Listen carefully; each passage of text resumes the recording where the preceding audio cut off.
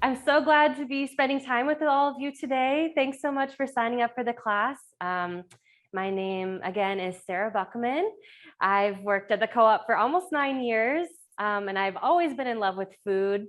I love Urbana and being in Champaign-Urbana because of its dedication to the local food system. And so I am just so happy to be here to teach you how to make an asparagus quiche. I do a lot of the education programming here at the co-op, working with different community members on how to make different cultural cuisine classes. So we're always really happy to focus on local food, especially perennials. So this class series is going to be all about how you can utilize edible perennials that will grow all around central Illinois. And so today, I think a lot of you have gotten the kit, but for those of you that are going to be trying to make these recipes in the future, we're going to be making an asparagus quiche with rosemary, thyme, and we're also going to be using hazelnut for the crust. So I wanted to kind of talk about some of the ingredients. We've got our blended hazelnut flour.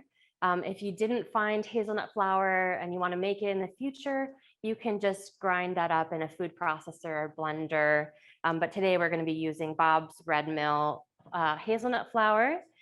The star of the show today is going to be our local asparagus grown from Miller Farm.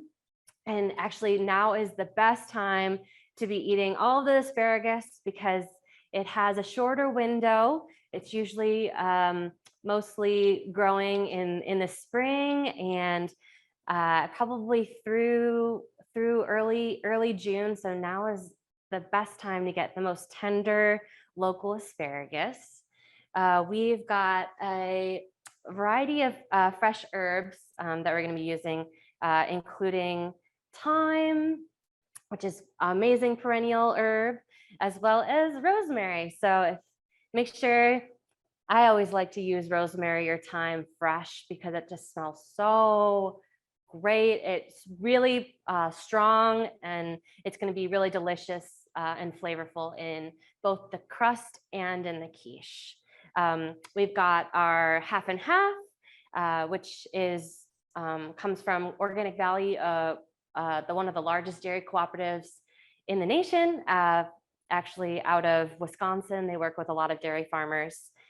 We've got cheddar cheese. You could use any type of cheese, but today we're going to be using our regional sharp cheddar cheese.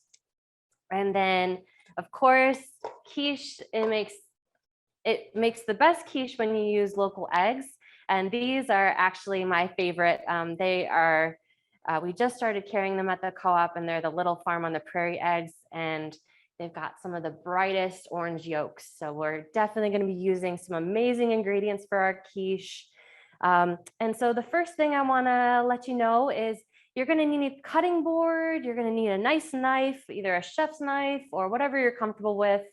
You're going to need a couple bowls, maybe a larger bowl for the crust, and a decent sized bowl for your liquid, your eggs and your milk and such. You're going to need a grater, a whisk, and you'll also, one thing I forgot to mention in the recipe card, you're going to need a rolling pin if you got it. If you don't have one, totally okay. We'll do substitutions. And we've got most of everything measured out. We're going to be using a little bit of flour to offset the flavor of that strong hazelnut for our crust. But the first thing that we're going to do is we're going to preheat our oven to 400. I've gotten some softened butter. We're going to use a stick of butter in the crust. It'll be delicious and extra rich. And it's going to bring out all the flavors of those herbs and those perennial ingredients. So the first thing that we're going to do is we're going to work on our crust. So that's going to be blending in our hazelnut flour, our all-purpose flour, a little pinch of salt. And we're going to prep up a little bit pinches of our fresh rosemary and fresh thyme.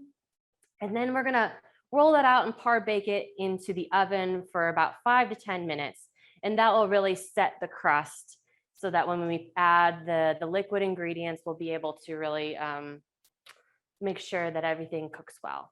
So the first thing that you're gonna wanna do is we're gonna go to our lovely thyme. And so for those, probably a lot of you have prepped fresh thyme before, but what I usually do is I just pinch the stems and just take those tiny little leaves off. And you'll get some really aromatic flavors. You'll notice that a lot of local thyme or thyme from your garden, if it's a new growth, they'll be the stems will actually be pretty delicate, so they won't be as woody. So if you get some stems in there, you can still include them, but I avoid any of the darker, more hard stems. We don't want to use that in a quiche. So just we want about a couple stems worth of thyme for our crust, and we're going to need about a couple pinches of thyme for our egg mixture. So let's just get all of our thyme off the stem if we can. And down the line in the summertime, when the thyme starts to flower, that's one of my favorite times to pick thyme. It almost has a really nice flavor to it when it flowers. Great on feta. It's really kind of a wonderful medicinal and culinary herb. So we've got our thyme. I'm not going to chop it up just yet. I'm going to move on to the rosemary, and we'll chop them all together. So rosemary, you'll notice, is a lot more woody, a lot longer leaves, but I'm going to do the same technique for the most part, where I just pinch the leaves and move my fingers down the stem, and that will kind of grab all of the little bits. And honestly, we probably only need about one sprig of this rosemary. It's so strong and potent because it's fresh. If you were ever using dried thyme or dried rosemary, I would probably use a little bit more, just because the flavors, it doesn't have as many fresh oils in there. And so what we're going to do is we're just going to try and mince this all up. So what I do is I kind of group my rosemary together and kind of squish it together, and that will help it keep it in order. And we're just going to try and mince it as small as we can. Keep an eye on your fingers. Don't always have the best knife skills, but as long as you know your knife and you're taking your time, that's the best. So yeah, we're just going to chop up our rosemary, chop up our thyme the same way. And it doesn't have to be super fine. We're just trying to activate the herbs a bit. Okay, once we've got that, we can set the rest of our herbs aside. And then we're gonna get a bowl, a larger bowl ideally. And what we're gonna do is we're gonna add a pinch of our rosemary, a pinch of our thyme, and save the rest for our egg mixture. And then we're going to add our all-purpose flour into the bowl. And we're going to add our hazelnut flour. Definitely take a sniff of your hazelnut flour. It's got a unique smell to it, kind of, yeah, it's really rich. And so once you start to cook that hazelnut, it will have deepened flavor. It will have a little bit more oils, more fats that come from that. And then your softened butter. If you don't have softened butter, just stick it into the microwave for a couple seconds.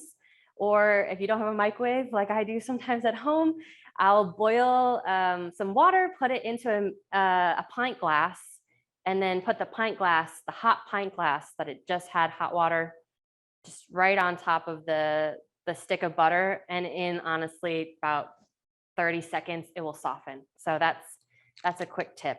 So we're going to add all of our flour, or all of our butter, into our mixture. What I usually do, we're just going to plop pieces of the butter straight into the dry mixture. You're gonna have to use your hands, so feel free to wash your hands.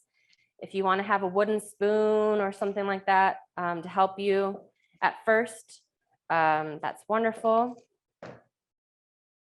And we're just gonna make sure that we are putting all of our butter in chunks. Most crusts actually use a very, very cold butter or frozen butter.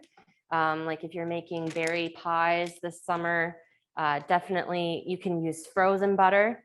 But what I'm doing is I'm just gonna coat the butter pieces into the dry mixture. And then I'm gonna use a little, we're gonna get our hands dirty, but I'm just going to kind of break up the pieces of that softened butter and start to blend this together. And then once it gets to a good point where it's, I'll hydrate it with a little water. Now's a good time to do a pinch of salt.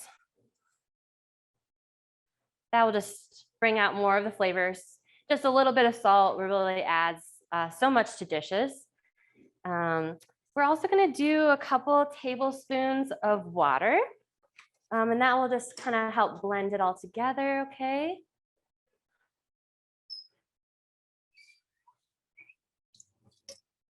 So just like a splash or 2 tablespoons of butter, or tablespoons of water, apologies. And we're just gonna blend this together. And once it gets kind of craggy, now is a good time to just get your hands in there. And we're just gonna bring this all together.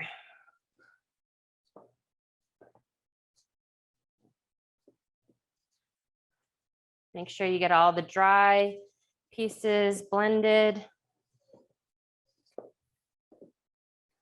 And we're gonna be using, I got a pie pan, a glass pie pan that I'm gonna be using.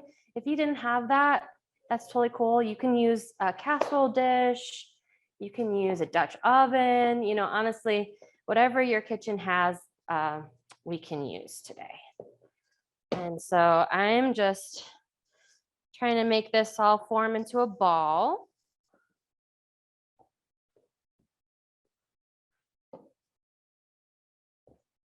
If it's super dry and it still needs a little bit more water, please add, you know, another teaspoon to tablespoon of water.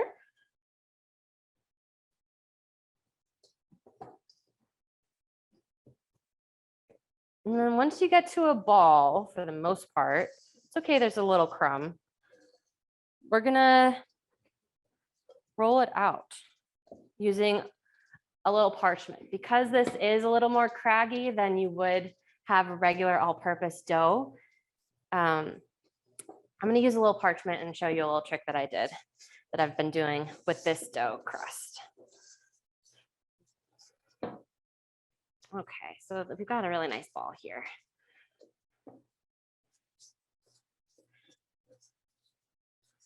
All right. So I'm gonna set my cutting board aside for a moment. I'm gonna get a little piece of parchment paper. Okay, I'm gonna roll this on the parchment. That way it doesn't break. So what I'm doing is I'm pressing down on the dough ball, kind of making sure if you see cracks on the edges, just push it back together, kind of like Play-Doh. Okay, and if you need a little flour or something like that to go on the top, you can, or you can try it without. I'm just gonna do a tiny sprinkle of flour on both sides. And then we'll roll it out to fit the pie pan, okay? So pretty simple, honestly. If you didn't have a rolling pin, you can just kind of push this into our pie pan here. Okay, so what I am gonna do is I'm gonna just roll this out.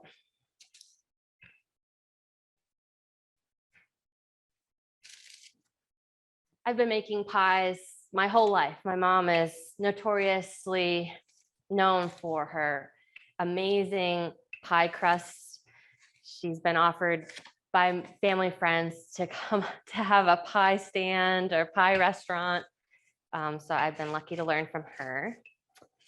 So we're just going to roll this out into a nice circle. It's okay if it's not perfect. If you notice your dough is sticking a bit, just put some flour on your rolling pin. Whoop. And that's okay if it cracks. Just put it back together. Okay. Just do a little bit more.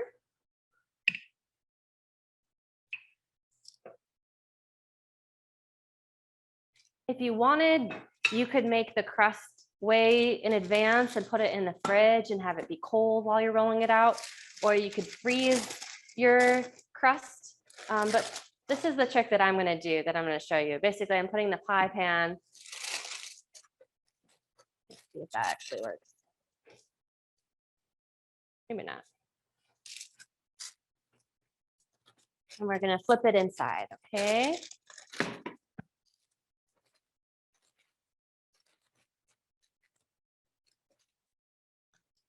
And sometimes this crust is a little crumbly, but that's okay. We can just put it, just kind of band-aid it with the ones that fall off, okay? All right.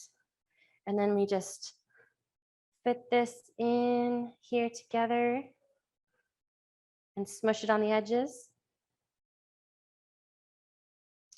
And use our leftover pieces here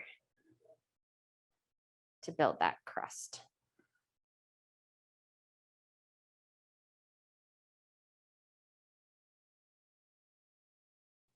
And I just rotate it a little bit. If it's falling off, you don't have to include it all.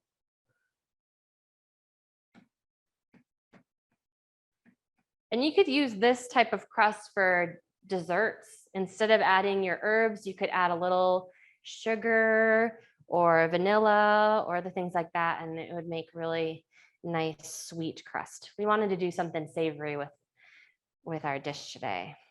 Okay. So once that's done, we're just gonna get the rest of the dough. You can save that for later or bake it off in a smaller pie. But yeah, this is just gonna go straight into the oven for about 5 to 10 minutes, just to harden up, cook slightly, and we'll move on to our egg and our asparagus. Okay, it's gonna go in the oven.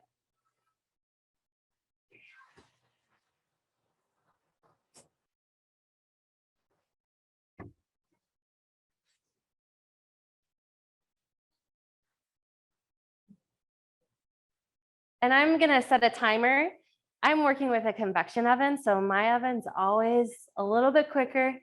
Your ovens are gonna be different, but I would say between 5 to 10 minutes, we're gonna par bake our crust. Okay, I'll set an alarm for that. All right, and now we're gonna wash our hands and we're gonna move on to cutting up our asparagus, making our egg mixture.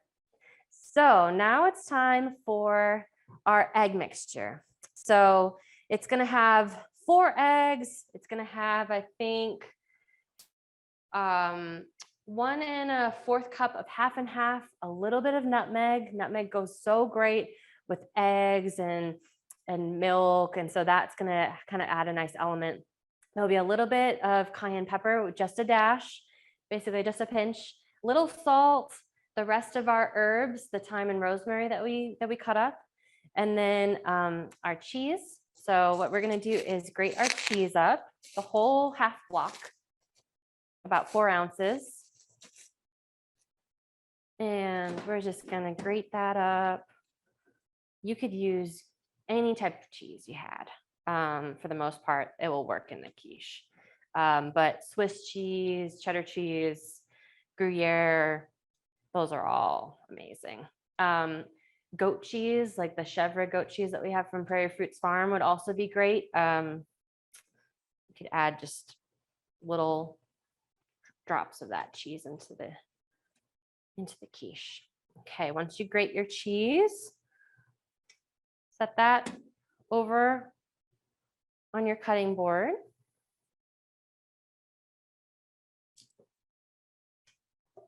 We want a smaller bowl, or whatever bowl you have.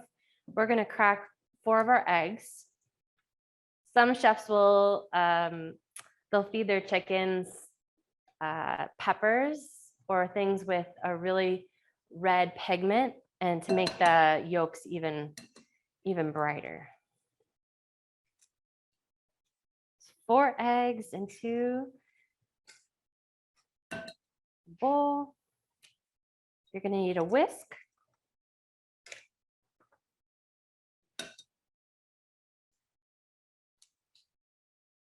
Okay.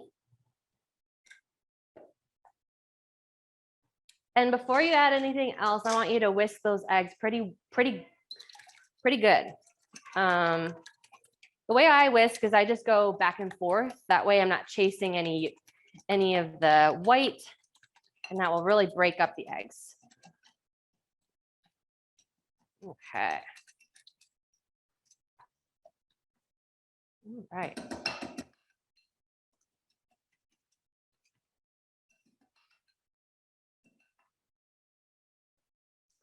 And then we're gonna add, we did a pinch of the salt. We're gonna do another big pinch of salt into our egg mixture. That will really help the flavor come out. We're gonna add the pinch of nutmeg and cayenne. And about, I would say, a teaspoon of ground or chopped up minced rosemary and thyme. Okay, and then we're gonna do 1 1/4 cup of half and half. If you didn't want to use half and half, that's totally okay. You could use milk. But we wanted to be extra fancy today, so we're going with the heavier fat. And that's my timer, so I'm going to take a look. That was 5 minutes.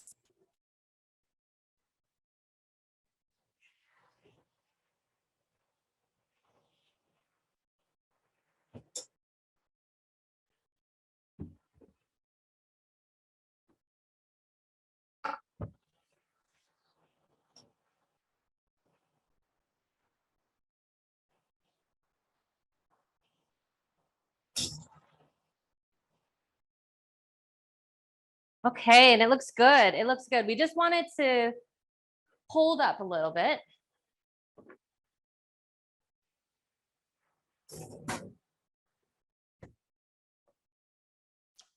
And we're gonna keep the oven at 400 degrees because once we put our egg mixture and our asparagus in, we'll put it right back into the oven at 400. So I did 1 1/4 cup of half and half.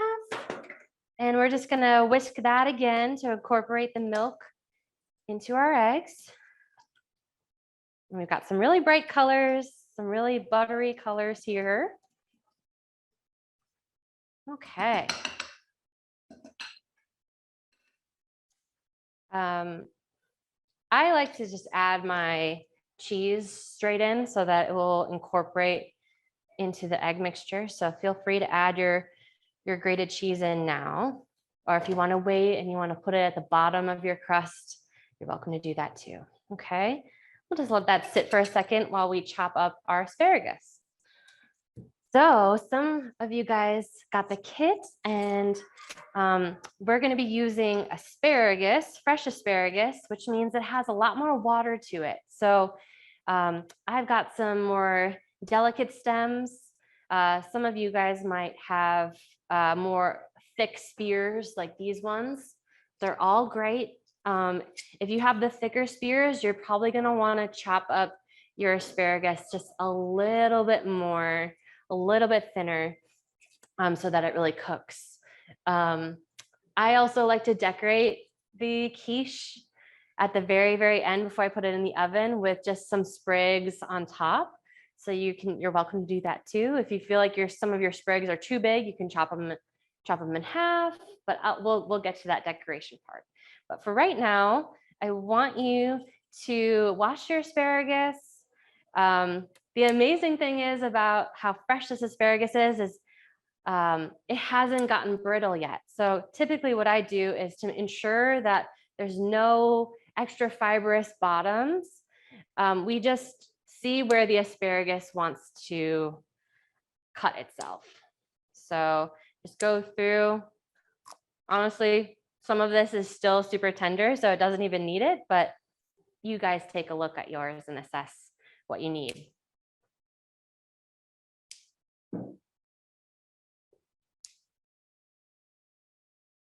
But in the winter time, when asparagus isn't in season, you'll notice that there's going to be a lot more white, fibrous, older parts that you'll have to trim off.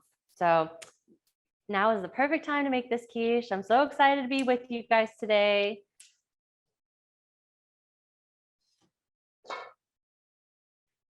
So we'll do most of our bunch, and you might not need to use it all, but we'll just prep it. This is so satisfying. We're just trimming our asparagus spears.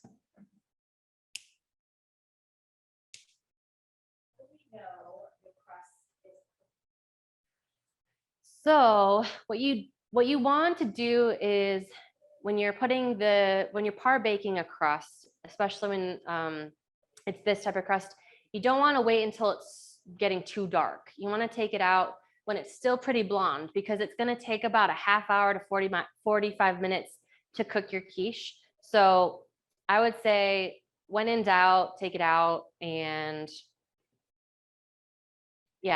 par bake it for about 5 to 10 minutes.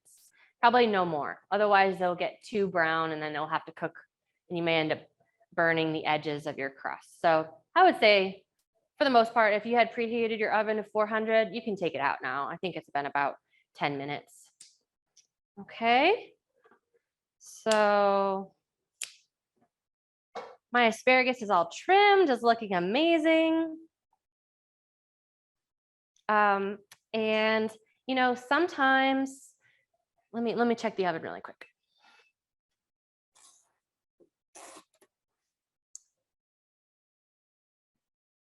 So if the asparagus is super out of season, there are times when people will trim the skin of the asparagus.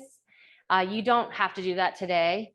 It's going to be just delicate enough to be super tasty. But if it was the winter time, there are people that will peel the edges of the asparagus. Or sometimes if it's old, you'll notice that this part, the top part, will go first. And so you can just snap that off. This will have a little bit more bitter flavor than the main stem or the main spear. So but I think these are the top heads are really pretty. So I think that would be fun to incorporate in the quiche today. Okay, so I'm gonna separate some of our quiche and just dice it up. All right, just into like half-inch, inch, and I just do it as a group. Just make it easy. Okay, and maybe I'll do a little bit more. We don't need that many decorations for the whole asparagus. So we'll dice up our asparagus all together. That's the easiest way I think to do it.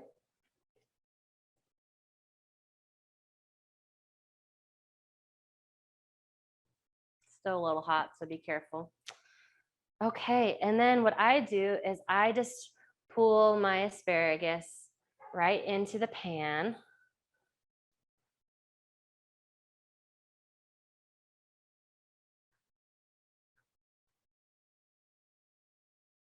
You see it a little better like that? Okay.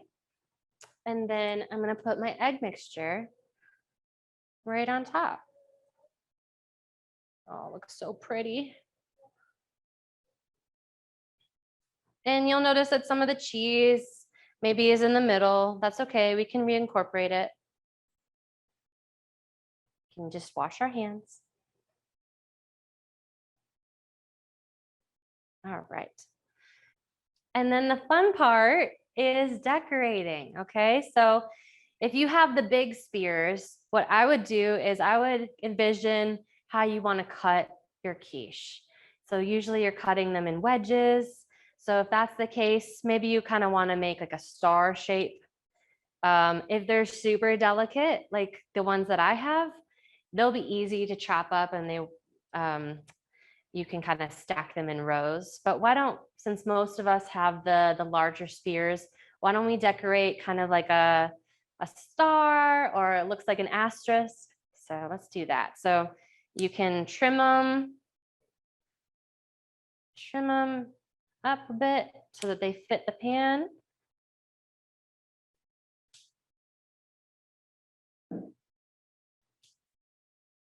And they'll look really cute.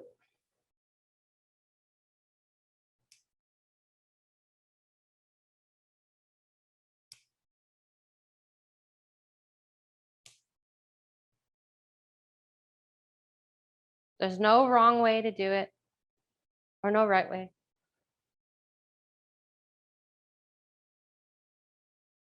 They could all go the same way. They could be opposites, however you want to do it. It's going to look pretty. And if you think the spears are too big, you can slice them in half long ways, or you could just decorate with extra diced asparagus on top. It all will work. Okay. And then once you're done,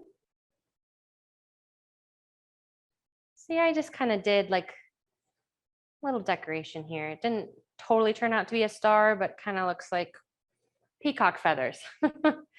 So once that decoration is done, you can put it into the oven, and we're going to keep it in the oven at 400 for about 20 or so minutes. That will really help get the eggs cooking. And then if you notice that the edges of your crust start to get too brown and you're worried about it, reduce the temperature down to 350 for the remainder of the time, probably about another 15 or so minutes. If you're using special ovens, just keep an eye. What you're really looking for is to have that egg be really firm. You put a lot of cheese in there, so it will also need to kind of melt in. But what you really want is when you take it out of the oven and you kind of jostle it, you don't want to see a lot of movement. You want to see it set. Okay, so I'm going to put this in the oven, and we'll see how long it takes.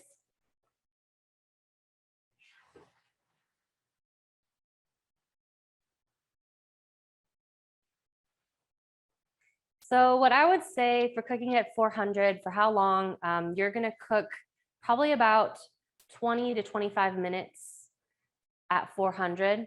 And then when you check and you start to notice that the edges of the hazelnut crust are starting to brown and it's still not set all the way, you're going to want to turn down the temperature to about 350 for the remaining time. So probably 400 for 20 to 25 minutes, and then reduce down to 350 for the remaining maybe 15 minutes. It really depends on your oven. So if you have a small oven like I do, that's convection, so it's blowing a lot of hot air around the whole time, your quiche is going to cook super quick. If you have an electric oven like I have at home, it typically takes about 40-45 minutes, especially with the super fresh asparagus. That asparagus is like 95% water, and it's so fresh that it will need more time. So because it will release water as it cooks. And so if you notice that it needs a little bit more time, keep it in there until the eggs are set. But there's so much moisture that it will be a really good quiche. You can make quiches with anything. You can make quiches with any types of meats, like breakfast sausages or chorizo. You can make it with onions or peppers. You can even cook or saute all of your veggies and then put them in with your egg mixture and they'll turn out great. It's a really easy, for the most part, it's a really easy potential brunch menu that you could have if you have a lot of people coming over. My mom used to make a bunch of quiches and have different flavors of quiche, some like spinach and feta, or some like sun-dried tomato, or maybe in September when all the peppers are really being harvested, you could do like a really delicious pepper quiche or roasted pepper quiche. So the limits there are no limits. So our quiches are in the oven. My quiche is looking really good already. And it's only been like about 5-10 minutes in the oven, but we'll just keep an eye on it. If you start to smell your herbs or you start to smell your crust, it's a great time to take a look. That's what my mom does. As soon as she starts to smell the pie or anything in the oven, that's a great time to double check your oven, make sure everything's going well. So my quiche is pretty close to being done. I'm just gonna reduce it down to about, I would say 225. I know I said 350, but if you're seeing a really nice golden brown, then you probably want to reduce the temp. So take a look at your quiche. Every oven's different, but take a look. And if you have to reduce the temperature down just to cook the rest of the egg, you go for it. So my quiche is basically done now. It does look a little bit more brown, but that's, I think, just the cheese and the fact that I have a convection oven. But when I'm pressing down, it is all set. So I think our little quiche baby is ready. So take a look at your quiche. What you're gonna wanna do is let it cool as much as you can.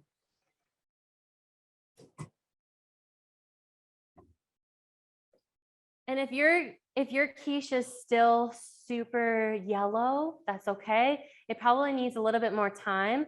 You do want to get you want to make sure that the underneath the inner core of your quiche is set. So jostle it about. I think, yeah, you can kind of quickly like touch the edges and this little guy is set. So glad you guys were here.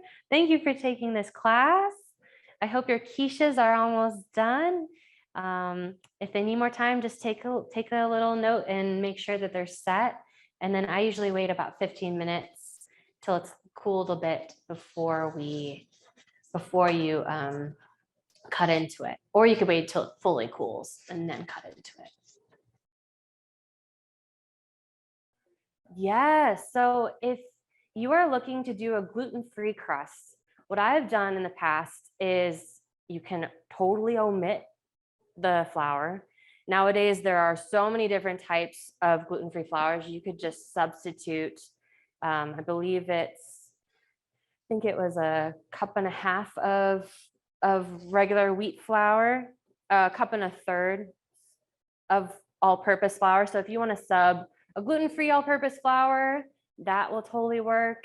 If you want to just utilize your more hazelnut flour, sometimes I've even done a pecan and hazelnut crust together with the butter and in a food processor, and that works great. You just might have to press it into your pie pan because it will crumble a little bit more. So you probably won't be able to roll it out as well if you're using gluten-free, but definitely there's so many ways that you can substitute. So the super fibrous parts aren't going to be very fun to eat. And honestly, I don't know how good it would be if you even converted it into a broth. I feel like it might get a little stinky or something like that. So if you notice that the stems, definitely try a bite. If it's tender enough to eat, you can include it in your quiche today because we're going to be chopping up part of our asparagus to set into the quiche, and then we'll leave some whole ones to decorate on top. So if you want, you can stir fry up with a little butter and salt on a saute pan later tomorrow or something like that, or add it into soup. But there's some parts, some stages of the asparagus will get so fibrous that you won't want to use it, and it's better to discard. Maybe chickens or other I don't think dogs would probably like asparagus, but chickens might. How's everybody doing so far? Are you on the asparagus? Are you still working on the crust?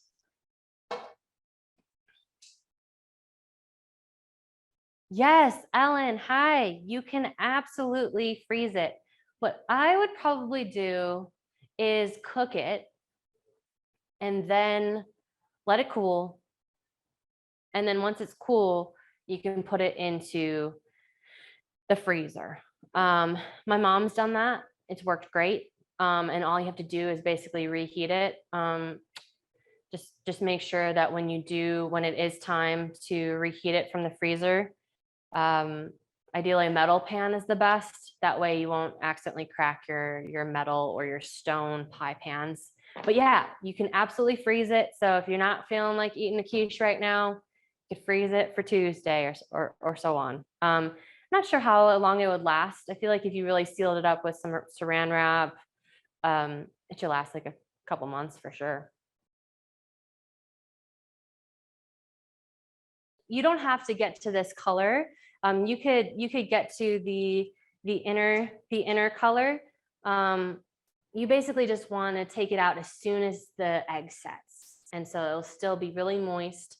You don't want to overdo it. My oven is just so fast, so you probably have another 15 to 20 minutes potentially on your quiche, but just keep looking. And when you go to look, just use your oven mitts and just jostle the sides and see if there's any wiggle room, or if you think that there's liquid underneath. Like if you're really fast, sometimes I just pat and tap the quiche, and if it springs back, then that usually is good. If it sinks all the way down, you're like, oh, or you can feel like it's jiggling underneath, you're like, okay, you need a little more time.